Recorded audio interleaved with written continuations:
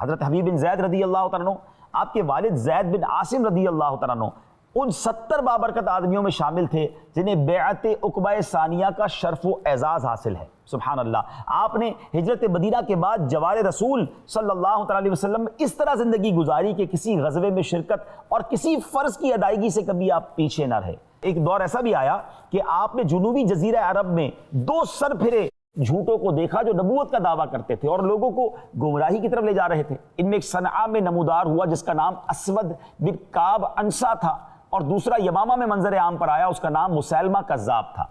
ان دونوں کذابوں نے اپنے اپنے قبیلے میں لوگوں کو ان مومنین کے خلاف اکسانا اور بھڑکانا شروع کر دیا جنہوں نے اللہ اور رسول عز و جل و صلی اللہ علیہ وسلم کی دعوت پر لبیک کہا تھا۔ انہوں نے لوگوں کو یہ کہہ کر ورغلانا شروع کیا کہ وہ ان علاقوں میں معاذ اللہ سرکار دو عالم علیہ السلام کے نمائندے ہیں، بلکہ ان سے بھی آگے بڑھ گئے ہیں اور خود نبوت کے جھوٹے دعوے دار بن گئے اور لوگوں کو گمراہ کرنے لگے۔ اچانک ایک روز مسیلمہ کی طرف بھیجا ہوا ایک نمائندہ نبی پاک علیہ السلام کے پاس آیا جو مسیلمہ کا ایک خط لے کر آیا تھا، اور اس نے اس طرح خط میں مخاطب کیا، مسیلمہ رسول اللہ کی طرف سے محمد الرسول اللہ صلی اللہ تعالیٰ علیہ وسلم کی طرف تم پر سلامتی ہو، اما بعد سن لے کہ میں اس معاملے میں تمہارا شراکت دار ہوں۔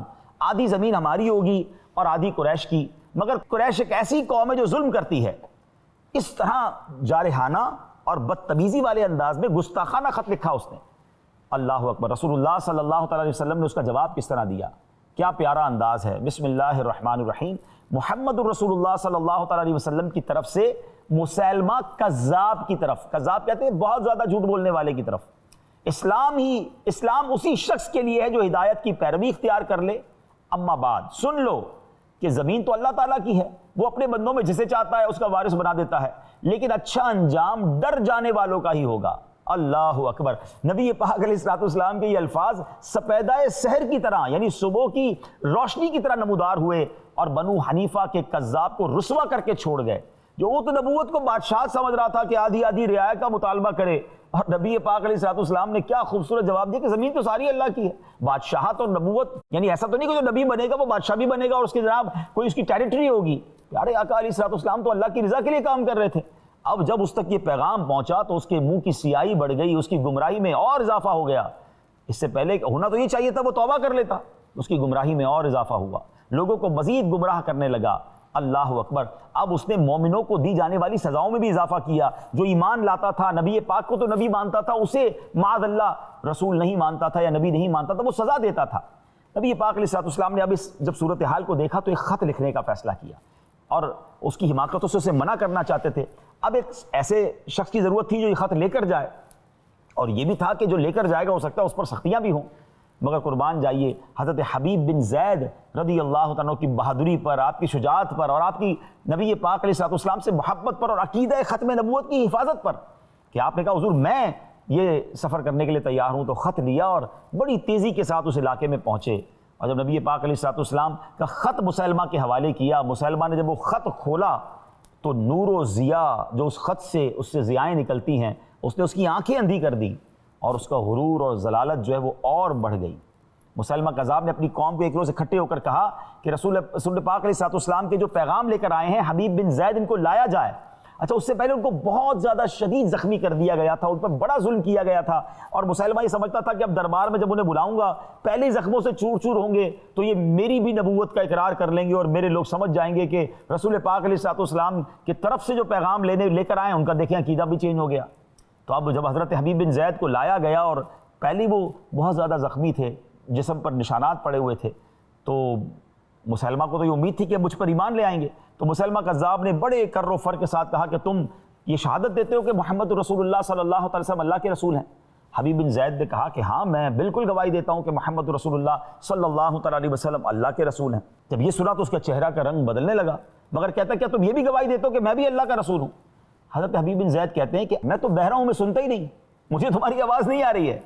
جب یہ کہا تو مسیلمہ کو تو جس کو کہتے ہیں کاٹو تو خون نہیں، سارے دربار میں ذلیل و رسوا ہو گیا کہ یہ کیسے سرکار علیہ السلام کے امتی ہیں کہ اتنی مار کھانے کے باوجود بھی ان کا عقیدہ ذرا سا 1 انچ بھی آگے پیچھے نہیں ہوا۔ اللہ اکبر، اب اس نے اپنے جلاد کو بلایا کہ فوراً ان کا ایک ہاتھ کاٹ دو، تلوار مارو انہیں۔ ان ظالموں نے آپ کا ایک ہاتھ کاٹ دیا۔ پھر حبیب بن زید سے پوچھا جاتا ہے کہ کیا تم گواہی دیتے ہو محمد صلی اللہ علیہ وسلم اللہ کے رسول ہیں؟ کہتے ہیں بالکل گواہی دیتا ہوں، میرے آقا محمد رسول اللہ صلی اللہ علیہ وسلم اللہ کے رسول ہیں۔ پھر کہا تم یہ گواہی دیتے ہو کہ میں بھی اللہ کا رسول ہوں؟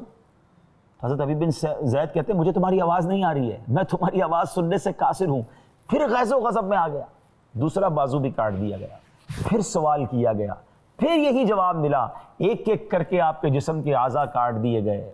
مگر قربان جائیے حضرت حبیب بن زید رضی اللہ تعالیٰ عنہ کے ایمان پر، عقیدہ ختم نبوت پر کیسی مضبوطی ہے کہ وہ بوٹیاں کرتے رہے، وہ آپ کے جسم کو کاٹتے رہے، آپ شہید ہو گئے، مگر آپ کے پایا استقلال میں، آپ کے ایمان میں ذرہ برابر بھی فرق نہیں آیا۔ سرکار دو عالم علیہ السلام کو جب یہ اطلاع ملی کہ حضرت حبیب بن زید شہید ہو گئے ہیں، آپ نے بڑا صبر کا مظاہرہ کیا، کیونکہ اللہ تبارک و تعالیٰ نے آپ کو یہ خبر دے دی تھی کہ مسلمہ کذاب کا آگے جا کر انجام کیا ہونا ہے۔ ناظرین، اس واقعے سے جہاں حضرت حبیب بن زید رضی اللہ تعالیٰ عنہ کی قربانی، آپ کا صبر، اسلام کے لیے آپ کی جو جس کو کہیے کہ استقلال ہے، عزم ہے، اس کا پتہ چلتا ہے، اور یہ بھی پتہ چلتا ہے کہ عقیدہ ختم نبوت میں ہمیں کتنا پکا ہونا چاہیے۔ ہمارے کان بھی ایسی باتیں سننے کے لیے بہرے ہونے چاہیے۔ ہم سب کا یہ فائنل ڈیسیشن اور عقیدہ ہے۔ یاد رکھیے، جس طرح اللہ کو ایک ماننا ہمارے ایمان کے لیے ضروری ہے، اس طرح جناب رسول اللہ صلی اللہ تعالیٰ علیہ وسلم کو اللہ کا آخری نبی ماننا بھی یہ ہمارے ایمان کا ویسے ہی تقاضا ہے۔ اس عقیدے کو خود بھی مضبوط کیجئے، اپنے بچوں کو بھی یہ سکھائیے۔ اور کیا خوبصورت نعرہ دعوت اسلامی کے پیارے ماحول میں ہمیں عطا کیا گیا ہے، محمد مصطفیٰ سب سے آخری نبی، احمد مجتبیٰ سب سے آخری نبی۔